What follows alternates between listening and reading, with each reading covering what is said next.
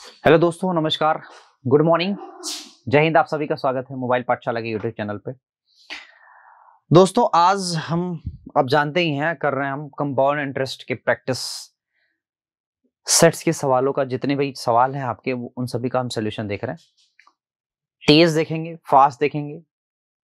हम ये देखेंगे कैसे सवालों को हम तेजी से कर सकते हैं, बिना सारे डेटा का यूज किए हुए हम सवालों को कैसे कर सकते हैं। ये सबसे इंपॉर्टेंट है। और वो ही हम चीजें देखेंगे कि बहुत सारे डेटा का हम इस्तेमाल नहीं करेंगे, कुछ छोटे छोटे डेटा का इस्तेमाल करेंगे और हम वैसे सवालों का आंसर कैसे दे सकते हैं। ठीक है, या हम ये कह सकते हैं कि हम आंसर खटाक से कैसे लेके आ सकते हैं। हम कैसे पहचान सकते हैं कि A B C D options में से कौन सा हमारा आंसर होगा। ठीक है, तो आज का सेशन बेसिकली इसी पे बेस्ड है। तो स्टार्ट करते हैं आज का सेशन। ये इस खूबसूरत मोटिवेशन कोट से स्टार्ट करते हैं। बेशक हर दिन अच्छा नहीं होता, लेकिन हर दिन कुछ ना कुछ अच्छा जरूर होता है।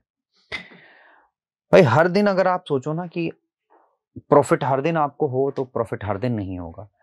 हर दिन आपको कोई चीज, आप कोई पढ़ रहे हो तो 100% आपके मन में हर चीजें वैसी की वैसी छप जाए, तो ऐसा नहीं होता। या फिर ऐसा भी नहीं हुआ कि अगर आप रोज, हालांकि तुम पढ़ते तो होगे नहीं 18 घंटे, लेकिन अगर तुम, मैं मान के चल रहा हूं, अगर तुम हर दिन 18 घंटे पढ़ते हो तो रोज पढ़ सको, ऐसा भी नहीं हो सकता। ठीक है, लेकिन हाँ, मैक्सिमम ऐसा होगा कि आप 18 घंटे तो पढ़ ही लोगे। हालांकि तुम करते नहीं होगे, मुझे पता है ये बात। और दूसरी चीज ये है कि अगर तुम्हें लग रहा है कि आज मेरे से सवाल सॉल्व नहीं हो रहा, आज मेरे से ये नहीं हो रहा, मेरे से वो नहीं हो रहा, तो डेफिनेटली फिर ऐसा नहीं है कि फिर तुम्हें आ ही नहीं सकता है। ऐसा नहीं है। ऐसा भी होता है कि कई कई दिन जो आपका माइंड होता है वो फ्रेश होता है, तुम नहा धो के पढ़ाई कर रहे होते हो। बिना नहा धो के पढ़ाई करोगे तो फ्रेश नहीं होगा, तो फिर तुम गलती करोगे करोगे। हो सकता है कि तुम नहा धो के पढ़ाई कर रहे हो तो तुम्हारा दिमाग फ्रेश होगा, तो और भी तुम बढ़िया से क्वेश्चन को सॉल्व कर पाओगे और रैपिड फास्ट तरीके से आप सवालों के आंसर दे पाओगे। मेरी बात समझ गए? ठीक है, तो उस खास दिन का इंतजार मत करो, वो दिन आ ही जाएगा, चिंता मत करो। तुम अपना प्रयास रोज जारी रखो। ये आपके लिए एक बहुत ही बढ़िया न्यूज है ना। एक ऑफर है जिसको हम कह सकते हैं। ऑफर ये है कि जितने बच्चे सीजीएल, देखो यहाँ पे एसएससी सीजीएल, क्योंकि हमारे पास इस टाइम दो ही पेपर है, एसएससी सीजीएल और दूसरा है स्टेनोग्राफर। ये स्टेनोग्राफर, और हमने आपके लिए एक एक नहीं, ढेर सारे मॉक टेस्ट, बेटा फ्री मॉक टेस्ट आपके लिए यहाँ पे अवेलेबल है। आप जाइए, आराम से आप फ्री मॉक टेस्ट दे सकते हैं। करना क्या होगा आपको? करना ये होगा कि आपको हमारी वेबसाइट है www.mobilepathshala.com। स्पेलिंग एकदम स्पष्ट है, आप स्पेलिंग भी देख सकते हैं। एक भी स्पेलिंग मिस करोगे तो हो सकता है कि आपको किसी अदर साइट पे भेज दिया जाए, लेकिन ये वाली जो है वो एकदम परफेक्ट है। आप आराम से यहाँ पे वेबसाइट पे जाके, या फिर अगर वेबसाइट अगर आप नहीं कर पा रहे हो तो आप एप्लीकेशन भी है, एप्लीकेशन पे जाके आप काम कर सकते हो। ठीक है, एप्लीकेशन पे मोबाइल पाठशाला टाइप करो, आराम से बच्चे हमें आपको वहां पे वेबसाइट में, आई मीन ऐप मिल जाएगा। इसके बाद आपको क्विजेज मिल जाएंगे, मॉक टेस्ट मिल जाएंगे, ढेर सारी चीजें हैं। बिल्कुल फ्री है, फ्री ऑफ कॉस्ट है, इसके कोई भी पैसे नहीं लगने। ये क्यों है? ये सिर्फ इसीलिए है कि आपके सपने साकार हो सके। ठीक है, मेरी बात समझ में आई? स्टार्ट करते हैं आज का सेशन। आज का ये पहला सवाल है, एक बार फटाफट इस सवाल को देखिए, इसके बाद करने का प्रयास करिए कि क्या हो सकता है और कैसे कैसे चीजों को कर सकते हैं। सवाल ये कह रहा है कि ब्याज वार्षिक रूप से संयुक्त होने पर 3125 रुपए की धनराशि x% वार्षिक चक्रवृद्धि ब्याज की दर से 3 वर्षों में, बच्चा 3 वर्षों में, 333 भाई साहब, 3 वर्षों में जो है ये कितना हो जाती है? 3515.20 हो जाती है।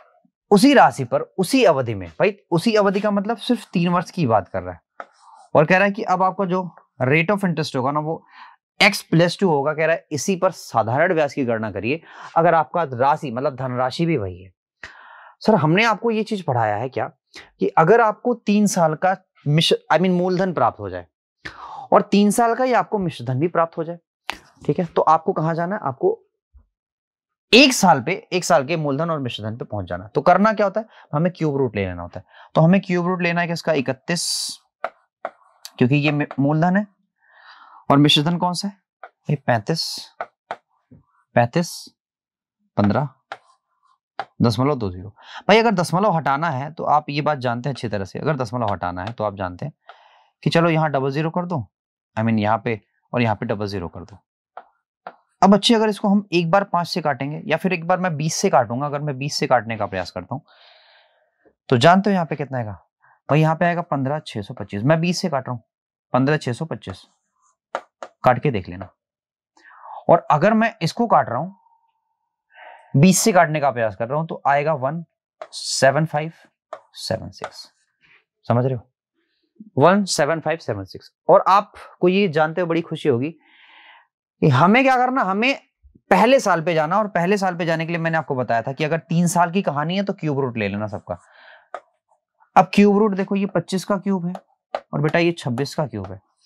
अब पहले साल पे तो चीजें साधारण ब्याज पे चली जाती हैं, आप जानते हो, यानी कि 25 से कोई धन 26 हो रहा है, एक की वृद्धि हो रही है। एक की वृद्धि का मतलब एक पे, मतलब इन 25 पे एक की वृद्धि, किस पे, 25 पे एक की वृद्धि। इसका मतलब रेट ऑफ इंटरेस्ट कितना आ गया सर, रेट ऑफ इंटरेस्ट हमारा 4% है ना। रेट ऑफ इंटरेस्ट क्या है, 4%। अब आपसे कह रहा है कि रेट ऑफ इंटरेस्ट 2 और बढ़ा दो, यानी कि +2 और कर दो, तो x + 2 कितना हो जाएगा सर, x + 2 हो जाएगा 6%।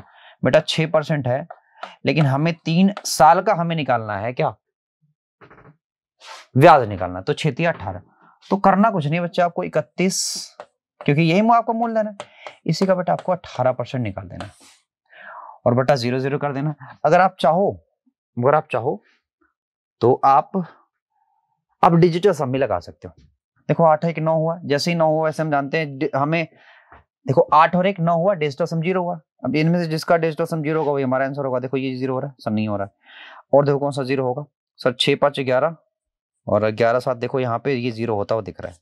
ठीक है, इसका डिजिटल सम 0, बाकी और किसी का हमें चेक करने की जरूरत ही नहीं है।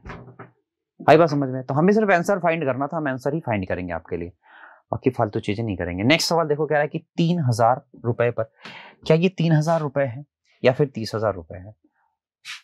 3,000 रुपए ही होगा, 30,000 रुपए है कि राशि पर 15% वार्षिक दर के हिसाब से 2/3 वर्ष में भुगतान किया जाने वाला चक्रवृद्धि ब्याज ज्ञात करिए।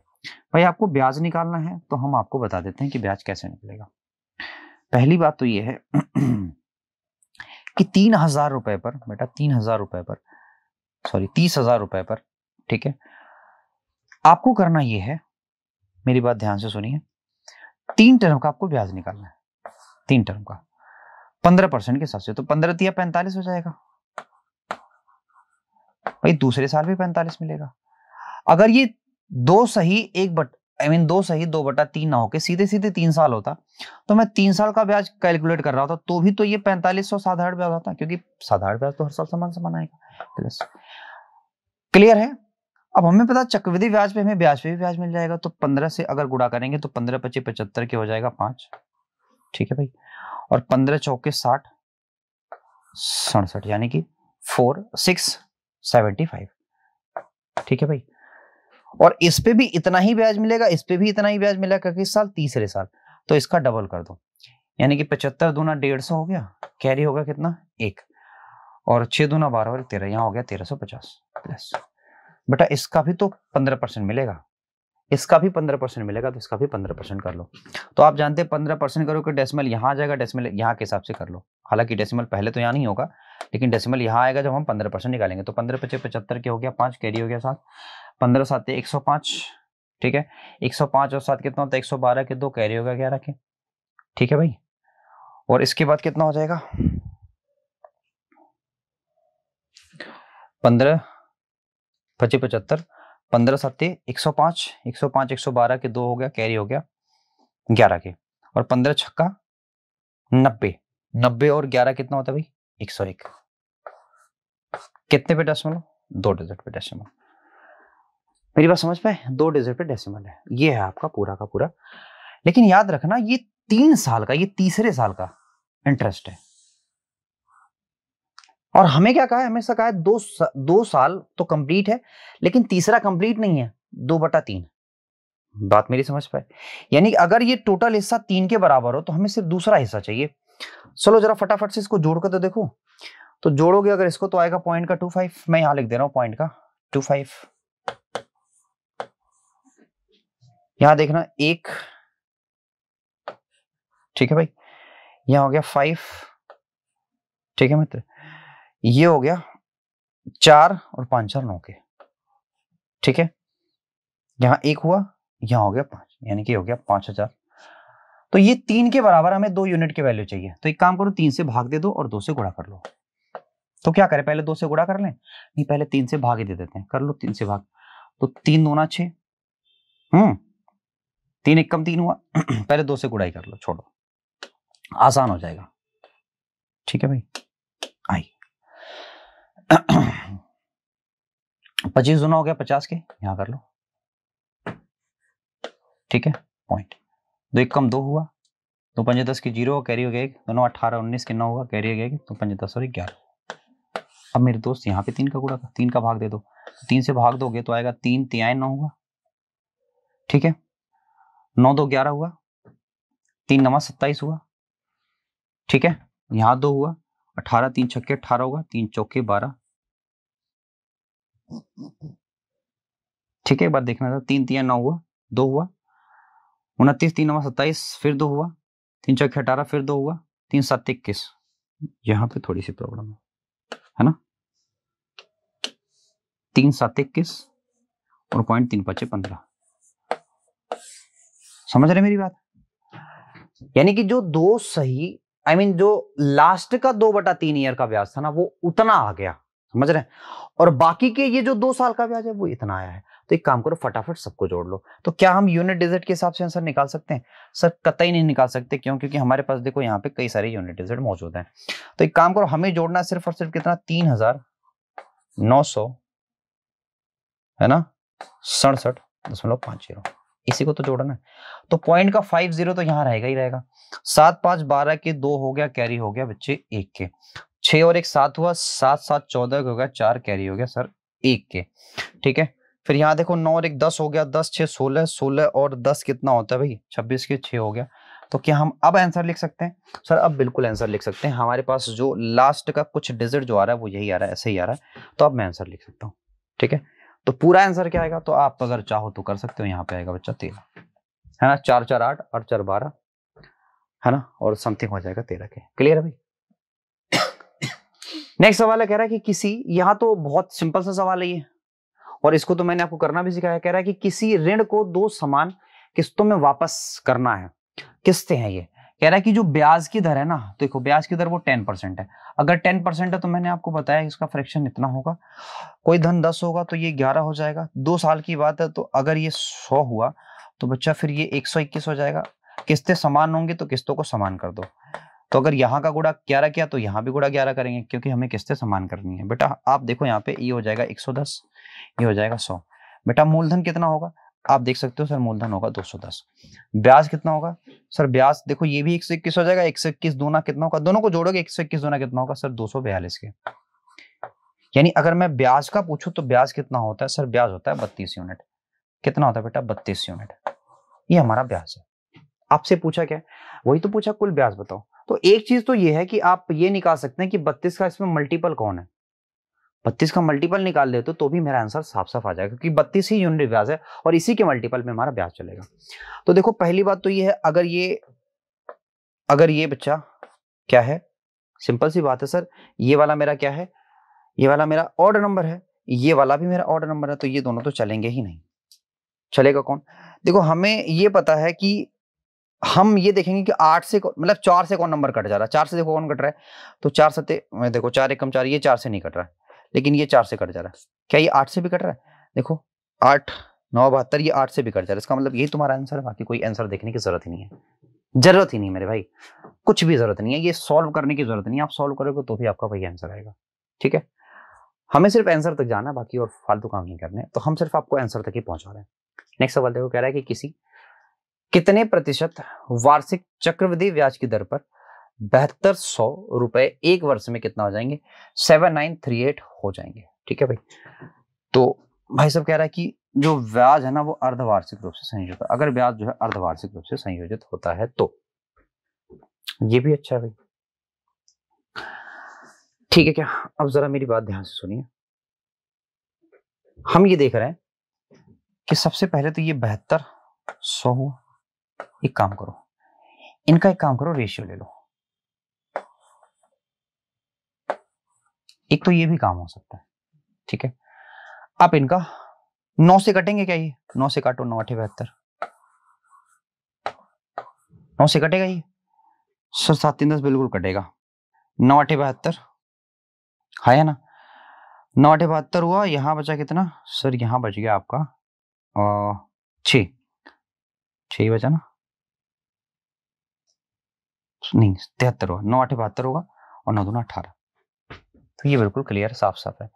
एक काम करो, 2 से और काट दो सर। 2 से काटोगे तो ये हो जाएगा 400। 2 से काटोगे 441। अगर मैं इन दोनों का ही स्क्वायर रूट ले लूं, अगर दोनों का ही स्क्वायर रूट ले लूं, मैं कह रहा हूं स्क्वायर रूट ले लो, मेरी मर्जी है, स्क्वायर रूट ले लो। हालांकि यहाँ 2 साल नहीं दिया हुआ, फिर भी स्क्वायर रूट ले लो मेरी मर्जी के हिसाब से। अगर स्क्वायर रूट लिया तो यहाँ होगा 20, तो बेटा यहाँ हो गया 21। तो आप यहाँ से कह सकते हो सर जो ब्याज की दर होगी ना, वो होगी कितनी सर? वो होगी 1/20 का मतलब है, 1/20 का मतलब क्या है सर? 5%। ठीक है, 5%। क्लियर है भाई? 5%। तो मैं आपसे कह रहा हूं कि आप ये मुझे बताओ, हमें पूछा है क्या कि कितने प्रतिशत ब्याज की दर पर। हमसे क्या पूछा है? कितने परसेंट ब्याज की दर पर। और हमने यहां से ब्याज क्या निकाला? नहीं, हमने यहां से ब्याज निकाला कि ब्याज जो है वो 5% है। तो मुझे एक बात बताओ कि अगर ब्याज अर्धवार्षिक रूप से संयोजित की जाती है तो कैलकुलेशन हम रियल ब्याज को हम हाफ करके करते हैं।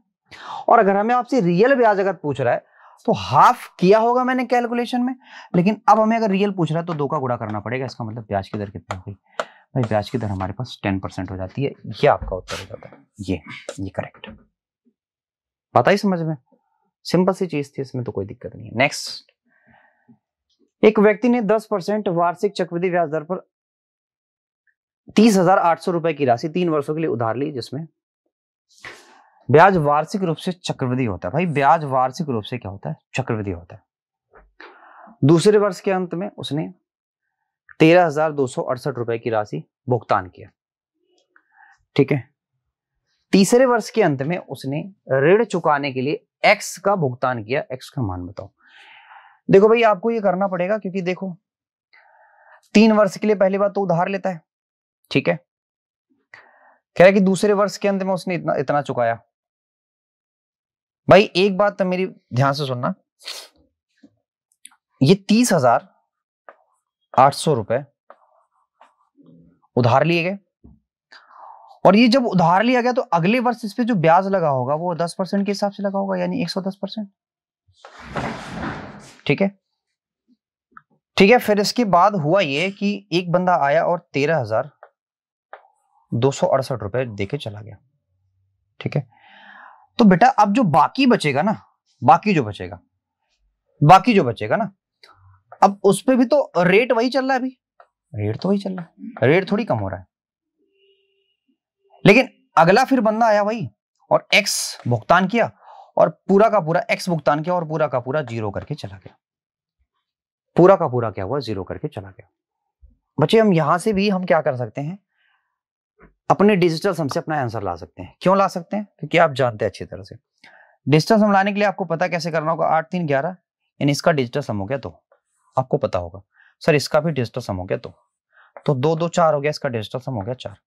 अगर आप समझ पा रहे हो तो देखो 3 और 1 4, या ऐसे कर दो 6 3 9 इससे काट सकते हो, 8 और 1 9 इससे काट सकते हो। सर यहाँ डिजिटल सम हो गया, तो बेटा अगर डिजिटल सम हो गया 2, तो 4 में से 2 गया, तो इसका डिजिटल सम टोटल का गया। तो कह सकते हैं नहीं कह सकते? बिल्कुल कह सकते हैं बेटा, ये तो हो जाएगा डिजिटल सम, इसके भी हो जाएगा 2। ठीक है भाई, यानी यहां पे मल्टीप्लाई है, तो बेटा यहां पे जो मल्टीप्लाई करोगे तो इस टोटल का डिजिटल सम आ रहा है कितना? 2। अब सर इसका डिजिटल सम मैं क्या ले लूं, इसका डिजिटल सम मैं क्या ले लूं कि सर टोटल जो आंसर हो मेरा 0 आ जाए? तो सिंपल सी बात है सर, एक्स का डिजिटल सम आप क्या ले लो? 2 ले लो। अब मुझे आप खुद बताओ कि किस नंबर का डिजिटल सम 2 आ रहा है। अगर जिसका 2 आ रहा है वो हमारा आंसर होगा। ठीक है, सिंपल सी बात है। तो देखो बच्चा 6 4 10 2 12, यहां तो डिजिटल सम आ रहा है 3, तो क्या ये मेरा आंसर होगा? नहीं। देखो यहाँ पे 6 और 4 10, 10 6 16। ठीक है, 16 का डिजिटल सम बेटा इसका 7 आ रहा है, तो ये आपका आंसर होगा। सर ये बिल्कुल नहीं आंसर होगा। 6 2 8, 8 2 10, सर इसका डिजिटल सम तो 1 आ रहा है, ये आंसर होगा? नहीं। देखो 6 5 11, 11 और 3 कितना होता है भाई? देखो इसका डेस्टो सम आ जाएगा 5। तो एक बात मेरी ध्यान से सुनना कि आपसे ये कह रहा है दूसरे वर्ष के अंत में आता है। बस एक सेकंड रुक जाना, प्रॉब्लम ये है ना, और मुझे भी यही लग रहा था कि थोड़ा सा प्रॉब्लम तो है। प्रॉब्लम ये है कि बेटा 2 साल एक्चुअली ब्याज लग जाता है, दूसरे साल के अंत में आता है फिर ब्याज जमा करता है। तो एक चीज इसमें थोड़ा सा करेक्शन ये करना है, मैं इसको एकदम एग्जैक्ट टोटल मिटा देता हूं। देखो आंसर सीधे आ जाएगा, आप चिंता मत करो। देखो जब 30,000, मेरी बात ध्यान से सुनना, जो 30,000, मुझे भी वही कंफ्यूजन, 30,800 रुपए जब ब्याज पे लिए गए तो पहली बात तो ब्याज लगा इतना, बेटा दूसरे साल भी ब्याज लग गया। एक्चुअली बात ये है, फिर वो आदमी आता है और 13,268 रुपए जमा करता है। 2 साल ब्याज लगने के बाद वो आता है, ठीक है। और फिर इसके बाद जितना धनराशि बचा होगा उस पर फिर ब्याज लगेगा अगले तीसरे साल पे, है ना। ये 2 साल पे लग चुका, तीसरे साल भी लगेगा, है ना। कितना लगेगा? 110, उतना ही ब्याज लगेगा। अब आदमी आएगा, एक्स जमा करेगा और टोटल धनराशि 0 कर देगा। अब इसको कैलकुलेट करो, ये बिल्कुल आ जाएगा। तो 8 3 बेटा 11, इसका डेस्टो सम हो जाता है 2। आप जानते हो इसका भी 2, इसका भी 2, तो 2 दूना 4 दूना 8 होगा। इसका डेस्टो सम आप जानते हैं 2, तो 8 में से 2 गया, इसका डेस्टो सम 6 आ गया, इसका डेस्टो सम 2 आ गया। तो 6 दूना 12, 12, देखो भाई यहाँ 6 दूना 12 कर दोगे, 12 का मतलब इसका डेस्टो सम 3 आ गया। बेटा इसका अगर डेस्टो सम 3 है तो x का डेस्टो सम कितना होगा कि बच्चे हमारा जो आंसर है वो 0 आ जाए। तो अब हमें देखना है x का डेस्टो सम क्या है, 3 होना चाहिए, ठीक है। तो मैंने थोड़ा सा, क्योंकि मुझे ऐसा लग रहा था बट मैंने ऐसे कर दिया था, अब आपको ये बिल्कुल करेक्ट करना पड़ेगा। तो किसका डेस्टो सम बेटा 3 आ रहा था, बताओ। 6 4 10 2 12, इसका डेस्टो सम 3 आ रहा, तो ये तुम्हारा आंसर होगा, बाकी चीज करने की जरूरत ही नहीं है, ठीक है। बढ़े आगे भाई, नेक्स्ट अगला सवाल। तो देखा भाई, हमने जो पढ़ा उसी को हम यूज कर रहे हैं। डेस्टो सम मैंने आपको पढ़ाया है, कह रहा है कि 9500 रुपए की राशि 2 वर्षों में कितना हो जाती है, इतने रुपए हो जाती है। एक निश्चित दर प्रतिशत प्रति वर्ष वार्षिक ब्याज वार्षिक रूप से संयोजित होता है। समान राशि पर समान समय और दुगनी दर पर साधारण ब्याज निकालना। तो बेटा ये तो 2 साल है, तो आपको पता, सबसे पहले तो इन दोनों का क्या लेना पड़ेगा, रेशियो लेना पड़ेगा। तो सर अगर मैं रेशियो लेना चाहता हूं तो 19 25 95 कर सकता हूं या 95 से सीधे काटूं, बताओ। सर 95 से सीधे काटना पड़ेगा, लेकिन 19 से पहाड़ा पढ़ना आसान है। पहले 5 से काटो, यहां हो गया 19 के, पहले मैं इसका रेशियो ले रहा हूं, इसको भी 5 से काटो। तो सर 5 दूना 10 हो गया, 5 दूना 10 हो गया, 5 नवा 45 हो गया, और फिर 5 नवा 45 हो गया। क्या ये 19 से कटेगा? सर 19 एकम 19 हुआ, बचा 3, 19 दूना 38, बिल्कुल कट जाएगा, 19 से कट जाएगा ये, यहां बचा 100 के। मैं रेशियो ले रहा हूं, साफ साफ समझना मेरी बात। देखो 19 एकम 19 हुआ, ठीक है। 19 दूना 38, सॉरी 19 दूना 38, 19 से कम नहीं। बेटा 2 साल की बात है तो मैंने आपको बताया था स्क्वायर रूट ले लेना, 3 साल की बात होगी तो क्यूब रूट। मैंने इसी सवाल में, इसी सेशन में करके दिखाया है। अब ये साधारण ब्याज पे आ जाता है। तो रेट ऑफ इंटरेस्ट कितना है सर? रेट ऑफ इंटरेस्ट आ रहा है 10%, है ना। आपसे कह रहा है कि समान राशि है, दर दोगुना है। भाई दर दोगुना तो दर को 20% कर लो। समान समय है ना, कह रहा है कि समान समय और दुगनी दर, तो टाइम ही आपका 2 साल है। तो बेटा हमें पता है कि आरटी होता है ब्याज, यानी कि 40% हो जाएगा ब्याज। हमें ब्याज ही चाहिए, तो 9500 पे हमें ब्याज निकाल लेना है, यानी कि भाई सीधी सीधी बात है, आ जाओ यहां पे देखो, 9500 गुणा 40%, तो परसेंट से डबल 0 तो कट ही जाता है, 4 से सिर्फ गुणाई करना, 4 पंजी 20 के 0, 4 9 36 और 2 कितना होता है 38। तो बेटा ये आपका ब्याज हो गया। इससे सिंपल कोई सवाल बन सकता था? हमें तो नहीं लगता है। लेकिन आगे भी सवाल सब सारे आसान ही हैं, क्योंकि हम पूरा सवाल करेंगे ही ना, हम सिर्फ डिजिटल सम से अपना आंसर निकाल रहे हैं। कह रहा अतुल ने रुपए 12,000 की राशि उधार लेता है और पहले वर्ष के अंत में 4800 और दूसरे वर्ष के अंत में कितना 9240 रुपए का भुगतान करता है। इसे चुकाने के लिए तैयार होता है। वार्षिक चक्रवृद्धि ब्याज की दर ज्ञात करिए। भाई सब क्या कितना उधार ले रहा है वो, इतना रुपए, यानी कि 12,000 रुपए उधार लेता है, ठीक है।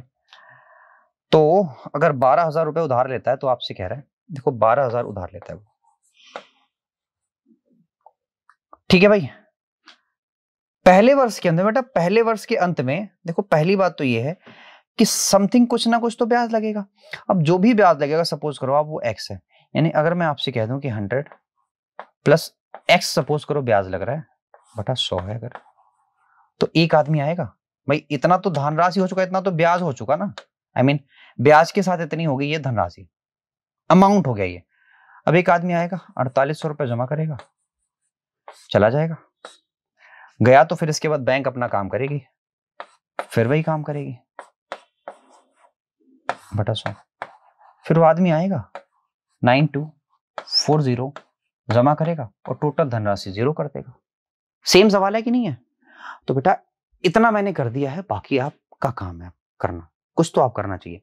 आप अगर चाहो तो इसको उधर भी ले जाके आप कैलकुलेशन भी कर सकते हो, या फिर अगर आपका मानो तो बेटा आप डिजिटल सम से भी कर सकते हो, आपकी मर्जी है, ठीक है भाई। और ये वाला आपको करना ही पड़ेगा, क्योंकि बेटा ये अगर नहीं करोगे तो आप भारी भरकम पैसे दोगे अदर जगह जाके। हमारे यहाँ ये बिल्कुल फ्री ऑफ कॉस्ट है। ये है क्या भाई, जितने बच्चे एसएससी सीजीएल की प्रिपरेशन कर रहे हैं, या फिर जितने ही बच्चे एसएससी स्टेनोग्राफर वाले हैं, वो सभी जाके mobilepathshala.com पे www.mobilepathshala.com ये वेबसाइट है, यहाँ पे जाके आराम से आप विदाउट एनी कॉस्ट आप अपना मॉक टेस्ट की प्रैक्टिस कर सकते हो, अपनी है ना तैयारी को और बेहतर कर सकते हो। ठीक है, ठीक है भाई, अगले सवाल पे चलते हैं। ये अगला सवाल है और मुझे उम्मीद है कि आप इन सेशन को एंजॉय कर रहे होंगे, मजा आ रहा होगा बिल्कुल आपको। ब्याज की गणना वार्षिक और अर्धवार्षिक आधार पर की जाती है, तो 20% की दर से 12,000 रुपए पर 18 महीने के लिए प्राप्त चक्रवृद्धि ब्याज के बीच अंतर। भाई पहली चीज ये है कि अगर 20% के हिसाब से बहुत आसान है, ये 18 महीने है। बेटा एक बात मैं ध्यान से बताऊं आपको, अगर 18 महीने हैं तो आपको ये पता है इस 12,000 पे देखो 20% है, तो अगर वार्षिक हो तो 20% रहेगा, लेकिन अर्धवार्षिक होगा तो ये हो जाएगा 10%, आधा हो जाता है ये। आप मेरी बात समझ रहे हैं? और ये अगर पूरा का पूरा रहेगा तो ये तो 20% ही रहेगा। समझ रहे मेरी बात? अगर ये वार्षिक जा रहा है, देखो हम सिर्फ यूनिट पे अगर खेल जाए तो हमारा काम आसान हो जाएगा। भैया इसकी जो फ्रैक्शन होगी वो होगी 1/5 और उसकी जो फ्रैक्शन होगी 1/10 होगी। सिंपल सी बात है। अगर इसकी फ्रैक्शन 1/5 है और अगर सिर्फ 2 ही साल, इसको आप 2 साल मानो, कंपैरेटिवली आप 2 ही साल मानो इसको, तो हो जाएगा 5 25 25 के। हाँ है ना, 5 25 25 के। बेटा इसको भी 1/10 लिख सकते हैं। भाई एक बात बताओ, अगर हमें सिर्फ अगर हमें एक काम करो, सीधे सीधे सॉल्व करो, फ्रैक्शन चेंज करने की जरूरत नहीं, सीधे सीधे सॉल्व करो, सीधे सीधे सॉल्व करो, फ्रैक्शन में चेंज मत करो, सीधे सीधे सॉल्व करो। यह है 20%, ये कब रहेगा? जब ये वार्षिक है। फटाफट सॉल्व कर दो। 12,000 रुपए बेटा, पहले 3 टर्म का यहाँ पे निकालो, 3 टर्म का 10% के हिसाब से, तो ये हो जाएगा कितना? 1200, यहाँ भी 1200, यहाँ भी 1200, यहाँ 10% निकालोगे तो 120 आएगा, 240 आएगा और प्लस 12 रुपए आएंगे। ठीक है भाई, ये इतना आएगा। ठीक है, तो 12 3 हो गया 3600 के, और यहाँ हो गया 36, यानी कि हो जाएगा 2 36 1 37, 3 हुआ, है ना भाई? ठीक है, मेरी बात समझ रहे हो? तो यहाँ 2 हो गया, यहाँ हो गया 7, और ये बच्चे हो गया 3। ठीक है, और 6 3 9, 9 और 10 के 0 हो गया, 1 2 और 3 1 4, यानी कि 4,072 रुपए यहाँ पे है। और इसके बाद हम क्या करेंगे? 20% के हिसाब से, तो 12,000 इस पे 20% के हिसाब से, तो 12 दूना 2400, यहाँ पे बेटा 2400 प्लस इसका अगर 20% निकालो, 24 दूना 48, यानी कि 480। अब आप जानते हैं कि ये टोटल तो है नहीं, क्योंकि 1 साल तो गया नहीं है, ये सिर्फ कितना गया सर? 6 महीने, यानी कि हमें इसकी धनराशि का आधा लेना पड़ेगा। तो इनको जोड़ दो फटाफट से, तो आएगा 8 0 4 4 8, यहाँ हो जाएगा 2, तो आधा करोगे तो कितना आएगा? 1 4 4 0। अब इन दोनों को सम कर लो, सम करोगे तो आएगा 0 4 4 4 8 हो गया, और 2 1 3 हो गया। तो बेटा हमारी जो ये धनराशि आई वो आई 3840, और ये वाली कितनी है? 4072। आपको क्या करना? दोनों का माइनस कर देना, दोनों को माइनस करो, कितना आएगा? कितना आएगा भाई? 132 रुपए। कितना आएगा? 132 रुपए। तो ये नेक्स्ट सवाल है, कह रहा है कि ब्याज की गणना वार्षिक चक्रवृद्धि आधार पर करते हुए किसी निश्चित धनराशि पर 10% 3 वर्ष का चक्रवृद्धि ब्याज बेटा इतना होता है। भाई ये चक्रवृद्धि आपका ब्याज है। पहली चीज है, अगर आपका चक्रवृद्धि ब्याज है तो आप कह सकते हैं कि जो मेरा मूलधन, आप मान के चलो ये 10,000 आपका मूलधन है, मान के चलो, मान के भी लगा सकते हो। तो आप बताओ कि एक साल का आपका सिंपल इंटरेस्ट कितना होगा, 100, दूसरे साल का 100, तीसरे साल का बेटा फिर 100 होगा, प्लस आप जानते हो यहाँ पे 10 होगा, यहाँ पे बेटा 20 हो जाएगा और यहाँ पे 1 हो जाएगा। ये क्लियर, एकदम सिंपल सी बात है, इतना तो आप सभी को पता होना चाहिए। ये प्लस करो 1 हो जाएगा, ठीक है। यानी कि जब मैं इन तीनों को जोड़ूंगा तो आएगा कितना भाई, ये 30 हुआ, 300, ये 300 हुआ, ये 30 हुआ, यानी कि 331। ये 3 साल का ब्याज हो गया, चक्रवृद्धि ब्याज। ठीक है, मेरी बात समझ रहे हो? तो बेटा अब देखो ये इसका कितना कितना गुना है, बताओ कितना गुना है? सर ये 4 गुना है सीधे सीधे। तो आपसे पूछ रहा है क्या क्या पूछ रहा है? चलो यही तो पूछ रहा है, यानी कि हो जाएगा 4000, सीधी सीधी बात है, ठीक है। अरे 1 यूनिट की वैल्यू 4, 1000 यूनिट की वैल्यू 4000, ठीक है, मेरी बात समझ गए। 1 यूनिट की वैल्यू 4000। अगला सवाल है, कह रहा है एक निश्चित राशि पर 10% वार्षिक ब्याज के 5 वर्ष का साधारण ब्याज। बेटा ये 5 वर्ष का जो साधारण ब्याज है वो इतना है, समझ रहे हो? कितना है? 5000 है। 5 वर्ष का साधारण ब्याज इतना है। कह रहा है कि 10% वार्षिक ब्याज के हिसाब से रूप से चक्रवृद्धि होने पर 2 साल में चक्रवृद्धि ब्याज का आधा है, तो बेटा साधारण ब्याज। तो बेटा इस चीज को आप कर सकते हो, मुझे तो दिक्कत नहीं है। यहां से आप क्या कर सकते हो, यहां से आप इनका मल्टीप्लाई करोगे, यहां से आप प्रिंसिपल निकाल सकते हो। क्या प्रिंसिपल? यानी कि जो राशि है वो निकाल सकते हो। फिर इसके बाद क्या करोगे, आप आराम से चक्रवृद्धि ब्याज निकाल लो, फिर आराम से आप साधारण ब्याज निकाल लोगे। मुझे पता आराम से आप कर लोगे, ठीक है। तो इसको आप करके लाना या कमेंट बॉक्स में कमेंट कर देना। आज के लिए इतने रखते हैं। उम्मीद है आप इस सेशन से बहुत सारी चीजें सीख के गए हो। कौन सी चीजें सीख के गए हो बेटा? वो चीजें सीख के गए हो कि आप डिजिटल सम का यूज यहां पे कैसे कर सकते हो, आप अपने आंसर तक सीधे कैसे पहुंच सकते हो, ठीक है। आज इतने ही रखते हैं। Bye bye, take care, thank you very much.